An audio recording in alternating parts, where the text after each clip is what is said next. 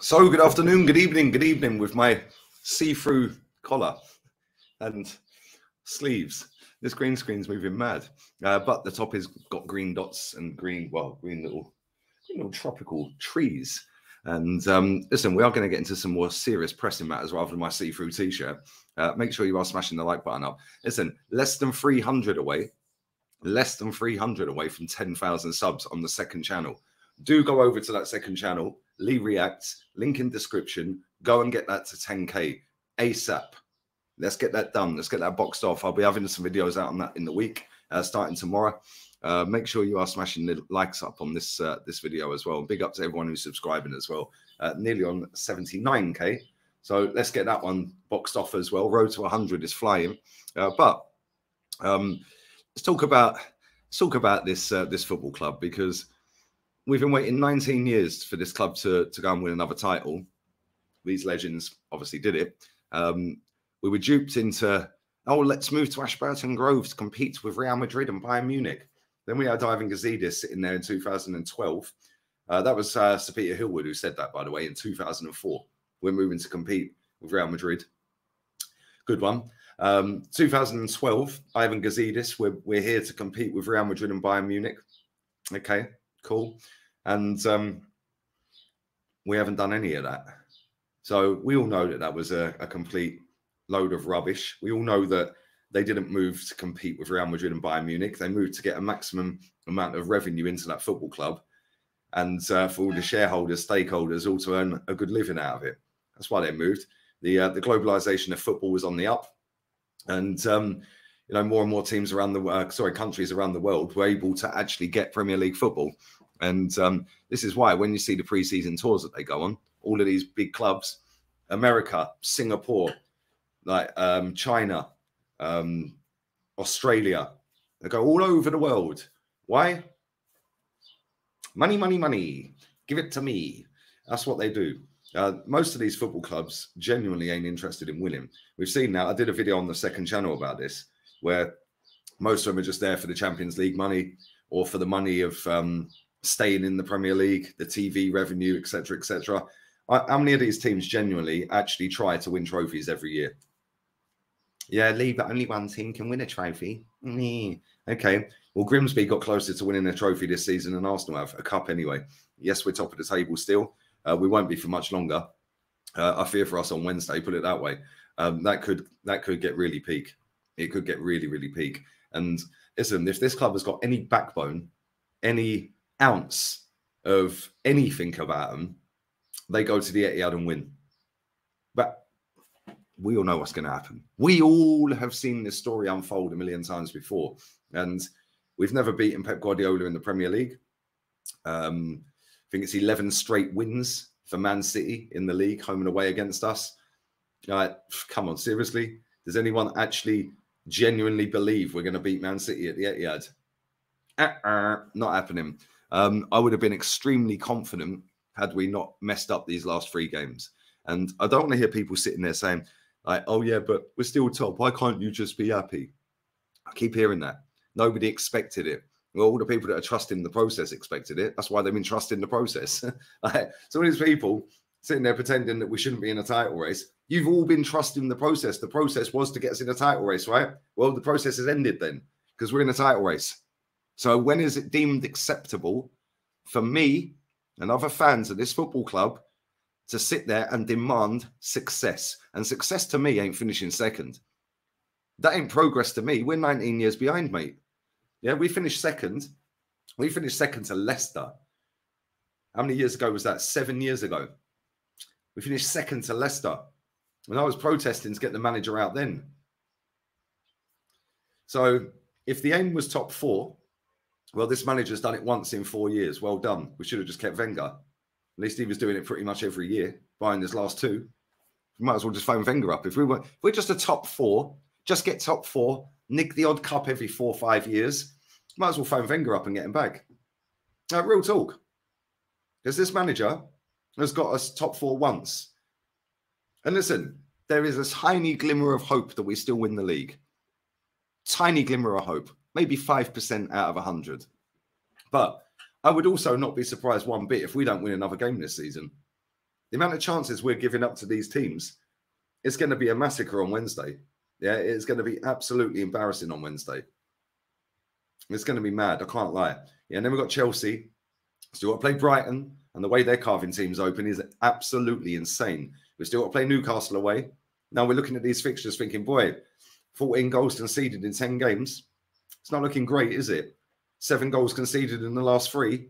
You want to be champions? You've got the 3rd worst home record in the league for goals against. Like, come on. Yeah, this is not the sign of champions. Yeah, we've fallen away. And people won't want to say the word bottle or bottled. We have bottled it. Yeah, and I don't care about a young squad. I keep hearing young squad this and young squad that. Listen, we moved stadium to compete with Real Madrid.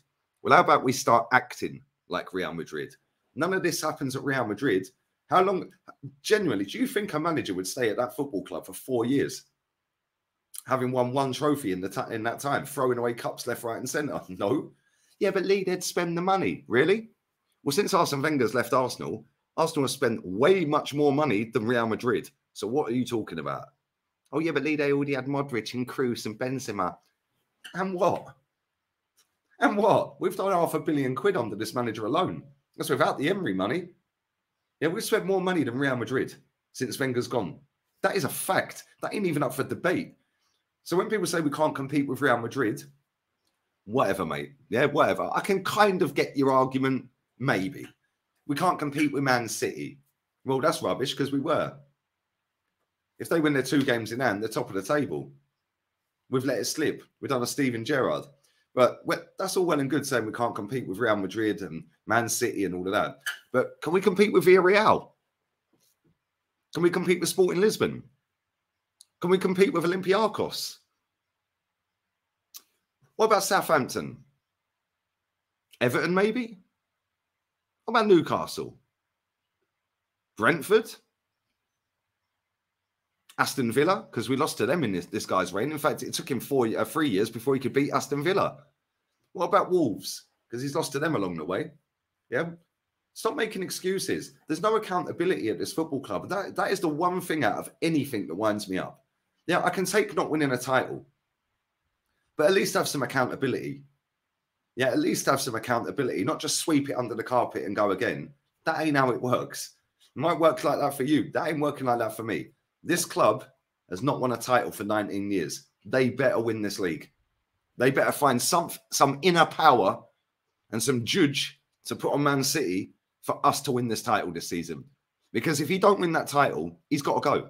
I don't care what people say. Yeah, but Lee, you said get us in a title race. Sorry, I don't care.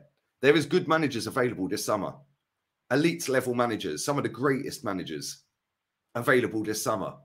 This is big Arsenal Football Club. This is a paid employee, the same as players. Yeah, the way people are talking about Nicola Pepe when he was here. It's the only footballer I've ever seen that can get criticised for scoring goals. Scores goals.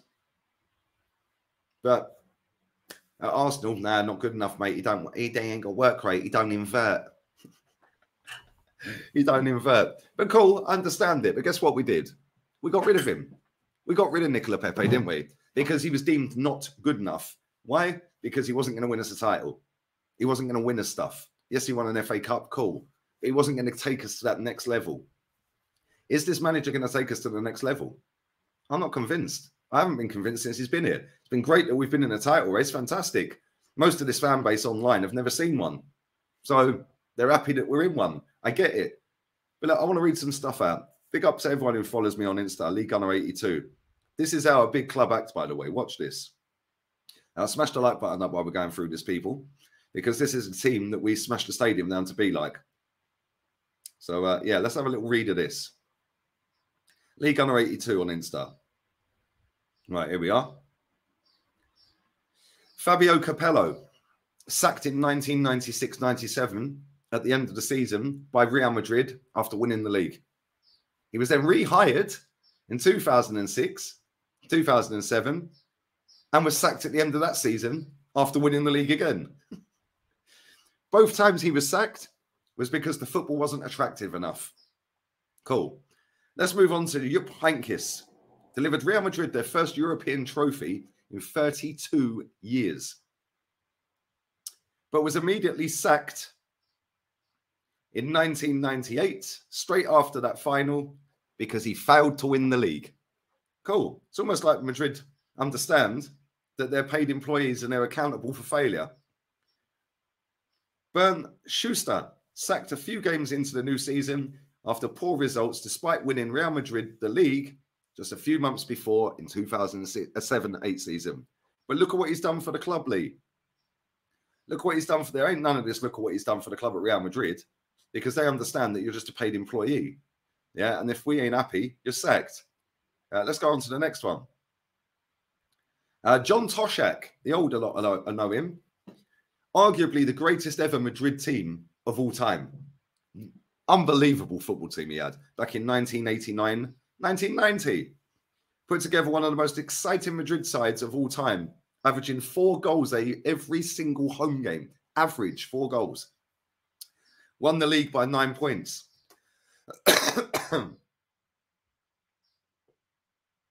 And back then, you only used to get 2 points for a win. Scored 107 goals that season, which was a La Liga record until recently. But was sacked in November the following season after a couple of poor results. Now let's go on to Don Carlo, the one I want to replace this manager. Delivered Real Madrid their 10th Champions League in 2013-14 season, playing fantastic football. Sacked the following season after winning nothing at all, despite challenging to the death on all fronts. Cool. Vicente Del Bosque, sacked in 2003, just 2 days after winning the Champions League. Sorry, the league, after winning the league. Now adding the fact he won the Champions League and the Super Cup the season before, he was still sacked. Why? Because he didn't win the Champions League that season, i.e. doing it back-to-back. Yeah, and the football wasn't attractive enough. It's almost like there's no process at Real Madrid. It's just keep winning. And we'll get the best man in to do it now. And if we don't like the style of football, even if we win, you're potted, mate. That is elite level standard. If I went through all the Bayern Munich managers that have been sacked like this as well, by the way, yeah, we'd be here all day. Yeah, why is it that only at Arsenal nobody can be held accountable? That is what winds me up. We have thrown away 3 cup competitions this season. 3. Don't worry, mate. Bigger fish to fry. Bigger fish to fry, mate. Well, they better be frying that fish in the next 6 games, I'm telling you right now, or he's got to go. He's got to go. It's as simple as that, and he should be going anyway. Yeah, because for me, he ain't good enough. He ain't going to take us to the next level. Can't even beat Sporting Lisbon. How are we supposed to go and beat Real Madrid? Oh, but Lee, it'd be the first season back in it. First season back in it, mate. Yeah, that's all we're going to get next season. As soon as we get dumped out of that competition, at whatever point it is, oh, but it's the first season back in it. Yeah, it's always going to take a bit of time. How many more years? I want you to leave this in the comment section, people. How many more years, how many more players, and how many more millions will it take for this guy to go and do what's required? How many more years have I got to sit here being told I'm negative because I want to be the best and I want my team to be the best and I want them to actually do what they told me they were going to do 19 years ago? Yeah, but it's toxic. The amount of people that say to me, you're a Spurs fan. Wakey, wakey. Hello. Hello. The only Spurs fans around here are these losers sitting there saying, oh, it don't matter. Bigger fish to fry, mate. I actually want to win. This football club has been a shambles for 2 decades. We're in a title race. Cool. Great. We're not going to win it. It's done. It's finished. I've seen enough in the last 3 games. It is over. There's no way they're going to suddenly be able to rectify all of them errors. Ain't happening. It's too late. Too little, too late. Too little, too late. The way Brighton play football, the way Man City play football, we ain't winning either of them games. Wouldn't surprise me if we don't win any game from now to the end of the season. So when is it acceptable that en masse everyone demands a win? Everyone demands the trophies. When is that allowed to be acceptable at Arsenal?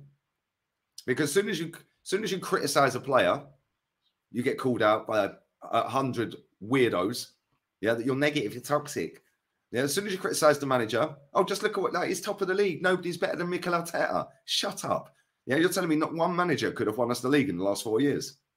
Not one. If this rookie can get us to the top of the table, you're telling me somebody else couldn't win it? Come on. Like, honestly, Yeah, there's a fascination of latching on to a paid employee at a football club. Yeah, because you've got some Disney-esque fantasy going around your little head. Yeah, and doing mental gymnastics left, right, and centre about, oh my God, Mikel Arteta, hey, wicked, yay. Mikel Arteta don't know you exist, mate. These players couldn't care less about you. Yeah, I don't latch myself onto this manager or players individually. This football club is the star. Big up Kenny Ken. This football club is the star, not a paid employee who you hope has a successful career. I couldn't care less about his career. Win trophies or fuck off. It's as simple as that.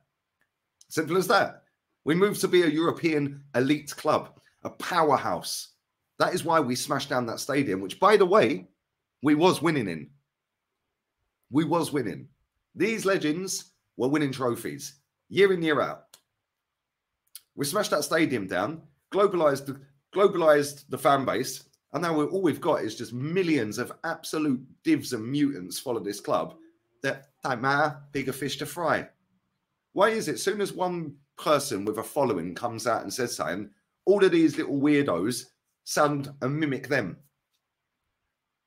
It's weird, isn't it? It's almost like the PR has been taken on board and they've sucked it up. Oh, but Man City, they're going to get done for cheating. No, they ain't. Nowhere in a million years of Man City getting done for cheating. Ain't happening. Ain't happening. We've just seen Juventus get their 15 points back. What are you chatting about? Oh, yeah, but they're doping. They're financial doping. Why don't we do it then? Why don't we go and sponsor our own training ground for 100 million a year? Yeah, why don't we do that? Why? Because the fans are happy not winning. Because the fans are... This fan base has got to be the biggest set of losers collectively. Yeah, not all of them, but collectively overall than any other sport, any other fan base in sport. I don't see any other... Even Tottenham fans, yeah? Even Tottenham fans. Even Tottenham fans. Yeah? Our fans are worse than them. We smashed the stadium down to go and be the best. To be the best. And we're happy sitting there going, that don't matter. Bigger fish to fry, mate. Absolutely embarrassing, man. Anyway, let me know your thoughts and feelings and all of that. Why do you think there is no accountability? And why do people latch onto a player or a manager and that they want them to... I couldn't care less about any of this lot. There's maybe 2 players I'd cross the road to have a chat with. The rest of them I couldn't give a shit. Like, real talk, couldn't care less. Yeah, do you know why? Because they couldn't care less about us. The ownership couldn't care less. Vinay couldn't care less. Garlic couldn't care less. Tim Lewis couldn't care less. Edu definitely couldn't care less. Slimy little fuck he is. Yeah, Mikel Arteta couldn't care less. None of them care.